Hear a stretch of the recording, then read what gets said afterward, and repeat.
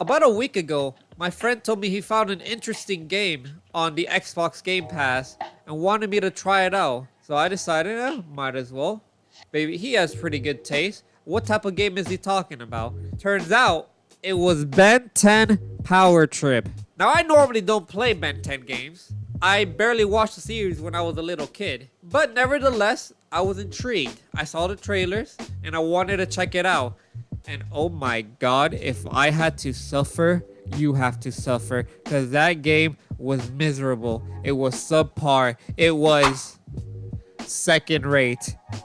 Disagreeable. Unpleasant. And I ran out of synonyms to tell you about this goddamn game. So anyways, here's the story. The game starts off with you, Ben 10, your grandpa Gwen, and that random kid from Hot Topic going to a European island. And while you guys are chilling, some magical alien pulls up out of nowhere, cause plot development, tells you he's gonna steal a couple of crystals from this island because he wants world domination, I guess. I don't know. So yeah, the whole point of this game is you trying to go through missions, try to find these crystals before Hex does, and that's pretty much it. Just stop him from getting the crystals, because if he doesn't get the crystals, then I don't know, he won't learn how to do the gritty or something. I don't really know the reasoning. So after all of that, you go by to a nearby camp station and you talk to Ranger Ryan, and you would describe him all about you turning into aliens and about hacking his world-class domination of how to learn the gritty before anybody else does. And it turns out he already knows about the aliens because Kevin, the emo kid from Hot Topic, already told him about all of this. So you don't need to explain anything, which is good. We're making progress, right? You would think we will get somewhere now that we have a kind of a local to show us around the place, right? No. You know what he tells us to do?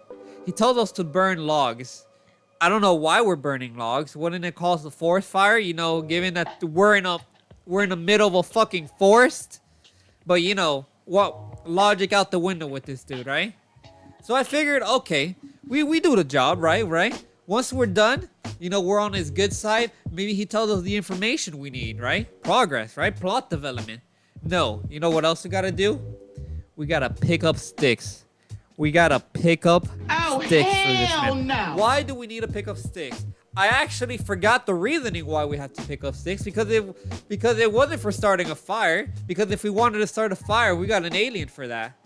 So I to this day still have no idea. I think he was just giving us our dirty work because the man just wanted to relax. He even said he picked this job because he wanted to relax a little bit. And I guess he just found a 10-year-old kid to do it for him for free. So, ignore the alien running around your island, right? After picking up sticks for about, a good 10 minutes, we go and we figure out, according to this park ranger, that there's this, musical alien living inside of a mountain, and he wants us to go check it out. Of course, we go, being it's a fucking alien living inside of a mountain and stuff, we go. Turns out the man just wanted to play his music in peace. And here we go, trying to stop him from making his sick ass beats. I still don't know how this was relevant in the story. We never see him again. So here we are, picking up sticks, burning down logs, fighting DJ aliens in the middle of a mountain. And we still haven't gotten anywhere closer to where the crystals might be. So we asked the park ranger again, and he tells us, well, I don't know, maybe you guys should check out the next city and try to look for clues there. Meaning everything we did in the forest was for nothing. We literally did this man's job. And we didn't get paid for it. No 401k, no retirement plan, nada, zilch. But fuck it, we gotta fight an alien, right? So we go on to the next city. We pull up to the next city, still walking in alien form, because of course, apparently no one in this city cares enough about an alien walking through the streets, but whatever, it's an everyday thing apparently for these guys. You see, the park ranger told us to try to meet the mayor, see if he has any info about this. We meet Stefan Schultz, the mayor of this weird town, and oh my god, this man looks like the Pillsbury Doughboy. So he will love to tell us about any info about the aliens, but you see, his hands are so wrapped up in an event going on in the city that he can't really tell us about the about the aliens coming through these voids. Oh yeah, did I mention voids? Oh, voids are basically portals that appear out of nowhere for some reason. I'm believing it's because of hacks. They don't really explain it to you. That just show up and aliens pop out of that and just start attacking everybody. But for some reason, there's some like cool aliens next to like a couple ones that don't attack anybody because those are just like, I guess, side missions. I don't know. It's very confusing. The mayor tells you, oh, I got this event I gotta do. But first, can you turn into your fire guy real quick and burn some leaves for me? Bruh. I'm like, what? What? I gotta do your chores now too? Like, well, bro, I'm supposed to be saving this like island, like from attack. Do you not realize that there's attacking aliens going on right here? Obviously, you know, I can't do anything else but that because plot development, right? I gotta complete the mission. So I go do that. Once I'm done doing my daily chores, apparently, I go back and I see the mayor worried. So we go talk to the mayor. What the mayor gotta say? Maybe he found out about an alien attacking maybe his family members or something? No. He's worried about the logging competition. Why is he worried about the logging competition? It's because the lumberjacks don't have beards. And if the lumberjacks don't have a long beard, they can't log correctly because that's how it works, apparently. So what do I gotta do now? Oh, I gotta figure out some way to make them grow their beards faster. Yeah, because this is what we need right now.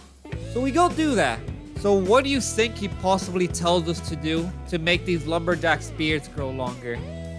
Well, obviously you go to the weird lady in the middle of a swamp. Maybe she'll make a potion for you. So we go do that. She tells us she's gonna need a couple of ingredients though. One that involves some little catfish tails or whatever that grows in the water. And these fucking mushrooms. Oh my god. These mushrooms were fucking impossible to get. I don't know if it was just designed that way or I am just terrible at like catching shit in game or my reaction speed was bad. But there was some situations where I know I clicked E and I didn't get no goddamn mushroom. I'm just saying. I don't know if the game was rigged from the start, but here we are. So we head back to the city and we see the mayor with the 3 lumberjacks that desperately needs a beard to do their work apparently. So we give them the potion and they go, no. This isn't how it works. We're not supposed to put the potions ourselves. You gotta do it on us. So here we are, mission start. We have to put the potion on their beards ourselves. Like this isn't a weird thing. Like you're not making this 10-year-old kid putting some sort of weird concoction on your beard try to make it like grow any faster. How does no one question this? I don't know. The beard magically grows. I try to perfect the first beard as much as I could. The second one, I tried to perfect it too, but the third one, I just gave up on it because it's just too long. The whole process was too long, and I really didn't care about their beards, so I just decided, hey, you get a weird looking mustache. After doing all of the beard work, we finally talked to the mayor again, and then he says, oh, I got a job proposition for you. There's been some trouble on the farms, and I'm like, yes, finally. Maybe the trouble is some aliens, right? No. Turns out, one of the farmers' carrots weren't growing. And I'm like, okay, how is that my problem? I am not a farmer. He goes like, oh, why don't you go check out the farm, see if there's if there isn't any funny business going on. And me, obviously, you know, having nothing to do, just not, you know, saving the whole island or anything, goes to the farm. Turns out there was some aliens on the farm, so I did kick their asses. But still, it was pretty weird though, that everybody's just making this 10-year-old kid do their own work, I guess. Once I'm done with that, we go into a void rift. Remember the void rift, the little portals that pop up out of nowhere for some reason? Yeah, we go into that without questions. Yeah, we just get a call from Gwen saying like, oh yeah, why don't you try going inside the void rift? That'll do something, right? Turns out, we get a new alien out of that. And this new alien, oh my god, I love this alien, bro. This man is a representation of a fucking JoJo character. And I'm all here for it. His name is Forearms. His name is his Forearms. Like, what better fucking name for an alien that has 4 arms to be called 4 Arms? It's simple. It's straight to the point. It tells you his features, you know. Oh yeah, and he can also punch through walls and shit, which is pretty cool. Pretty cool. Now, most of the time when you're done doing these void rifts and missions, they give you an option to enhance your strengths, stamina, I think, and health. But I decided, fuck all of that. I'm gonna put all my points in strengths because Big Boy don't play. So that's what I did for the rest of the game. Now, you would think, now that you got a new aliens, you're progressing through the story, right? And maybe finally now you'll actually get some real development. No, it turns out, remember that competition the lumberjacks were talking to you about? Yeah, no, they want your help on it too. They want you to not only set up the competition, but to be in it as an alien. Like, you think that was an unfair choice in their eyes, but you know, maybe they just want to see some aliens chopping down trees. Hey, fuck, all power to them, right? But surely after you're done with this logging competition, surely they'll tell you something about a crystal or Hex, or you know, what we were supposed to be doing this whole time. Surely. After you're done with the competition, you do go to this big ass tree they tell you to tumble down, because you know, deforestation is a myth, right? And it turns out, oh, it's not a normal tree, it's a magical tree with some secret powers in it. And you know what that secret power was? Take a wild guess. A crystal. You telling me this whole time you guys could have just sent me to this tree and we would have been over with? I didn't have to do any other of the side stuff, but you know, that's how it goes. Plot progression, am I right? Turns out Hex pulled up out of nowhere, stole the crystal, and it was on his merry way. So basically, we did that all for nothing. And that's generally how it's gonna be most of the game, so bear with me. Oh yeah, I forgot to mention, every time you do try to get a crystal, you go into this weird boss fight for some reason, try to fight one of the elements, and it feels like that one starter boss from Genshin Impact, that where you just like run around across him, then you beat him. But this time it's a bit wacky. Once you beat the first stage, there's a second stage where you just fight him one-on-one on flat ground. And since I have every one of my points in power, it is a breeze to get through these bosses. It's really not important. These bosses really don't mean anything. They're not like Guardians of the Crystals or anything. Or at least I don't think so. They really don't explain anything in this game. So after all that, Hex goes away with the crystal and you're just left standing there like an idiot. They tell you, hey, why don't you go to the next city over and try to figure out if there's any more crystals over there. I hear some crystal talk over there. Why don't you go check it out? We talked to this lady called Ariel Roman. She's some sort of news reporter for the city and wanted me to put me on the front page of the newspaper as soon as I got there. Which is a bit weird since, first of all, we don't know each other, and second of all, what's the catch? There's always a catch. There's always a catch. She tells us to go find out what this strange smell is coming from this factory nearby. Yeah, I know, right? Weird.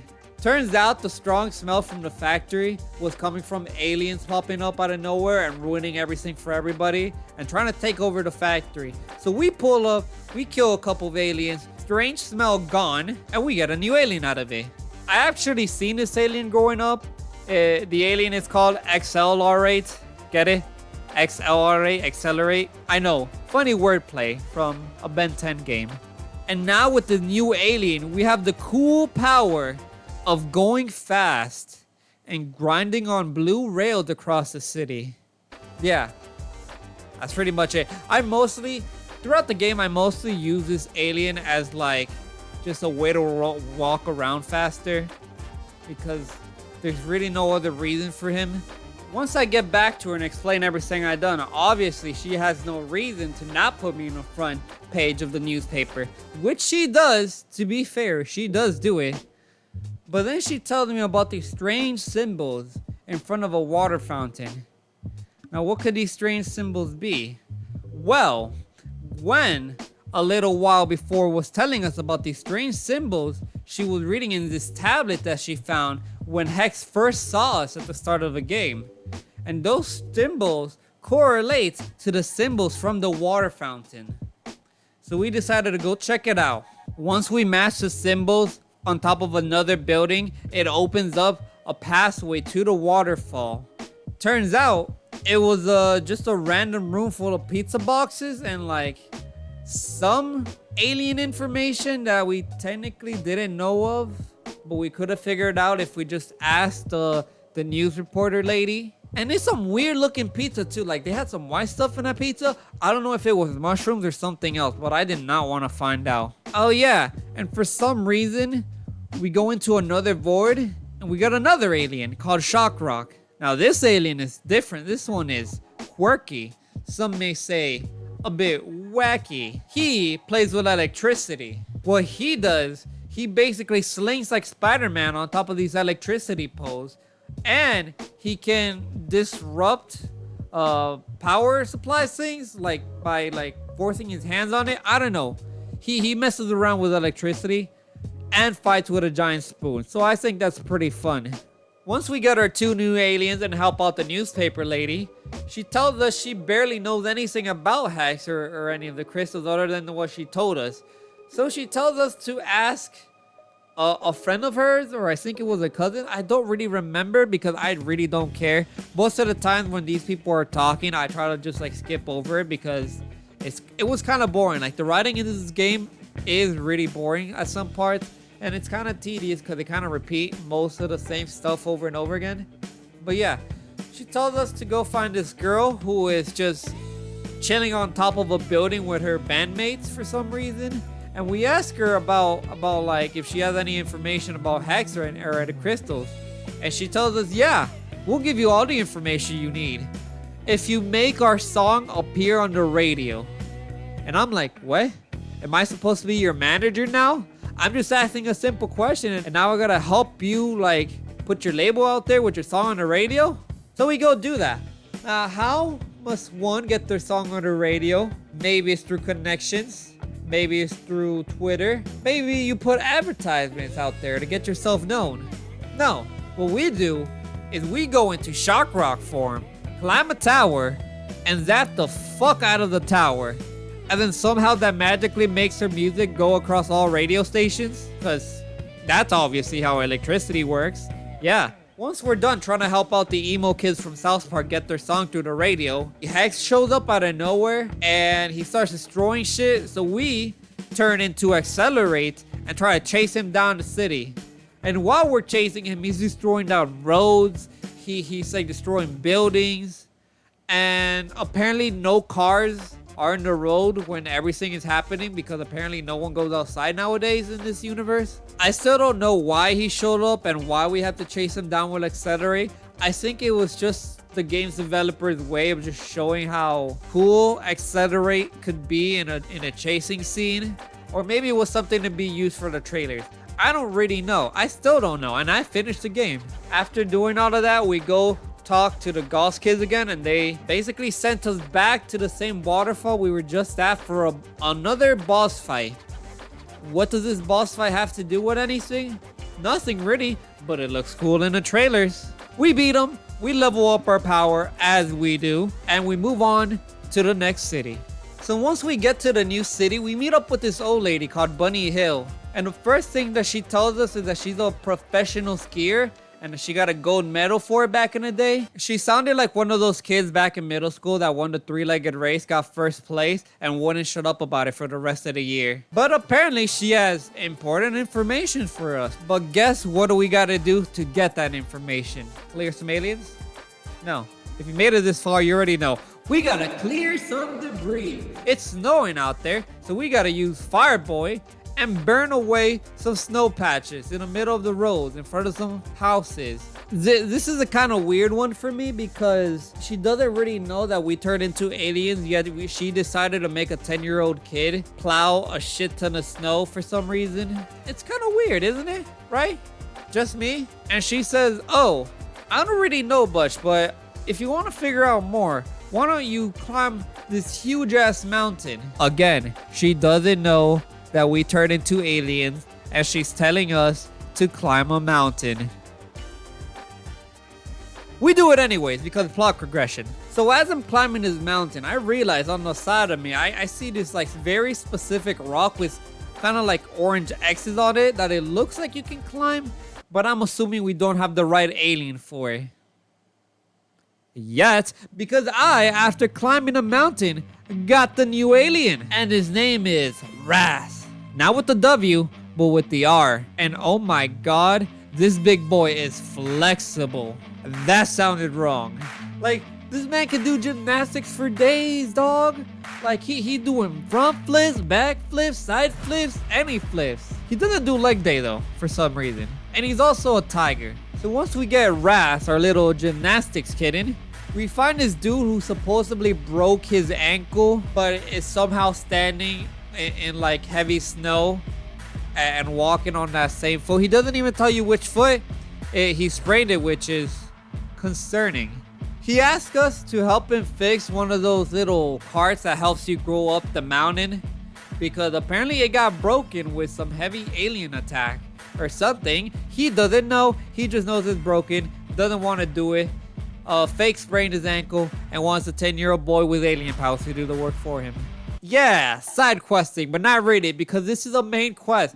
That's the thing. With most of these levels, it feels like you're doing side quests, but these are all main quests. Like, these are all main objectives that you gotta do to keep going to the game, to like the end game. And it never felt that way. It always felt like this game is just one big side quest loop.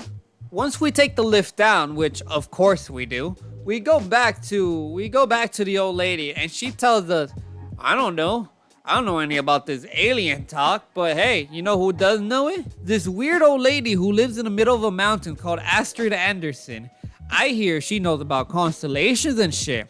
She also likes crystals. She's a crystal girl herself. Why don't you ask her about all of that weird alien talk? So we go do that. But apparently, she's not only a crystal girl, she's a psychic, and she's gonna tell us the future. But nevertheless, we asked the clearly boinked out of her mind lady to find out where the aliens are, or maybe if she heard anything about the crystals nearby, or any strange source of power, because why not? She tells us that our destiny awaits in Spaghetti Mountain. What do you mean by that?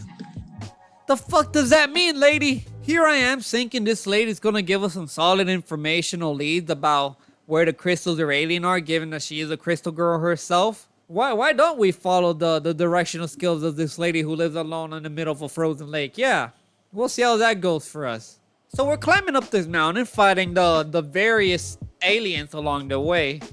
And by various, I mean there's only like 3 types of aliens. They just like change skins every new location you go, which is kind of boring, not gonna lie. You're literally fighting the same type of enemies every time you go, and it's not really that fun. It's just kind of tedious. Like, maybe sometimes you fight like a giant one, but then all you gotta do is just climb up top of their heads and hit them. But that's about it. Nevertheless, we reached the top of the mountain. And guess what our destiny was? We find her cat on top of a mountain, just chilling. Yeah, that was supposed to be our grandiose destiny. Finding her lost cat on top of a mountain. I knew I shouldn't trust crystal girls. Ben, being the obvious dumbass as he is, decided to go back to Astrid and give her one last try because, you know, might as well. She fucked me over once, but she surely won't do it again, right? Turns out, when we were halfway talking to her, some aliens broke down the bridge between her and the rest of society, apparently. And we had to figure out a way to get out of the island that we were just in.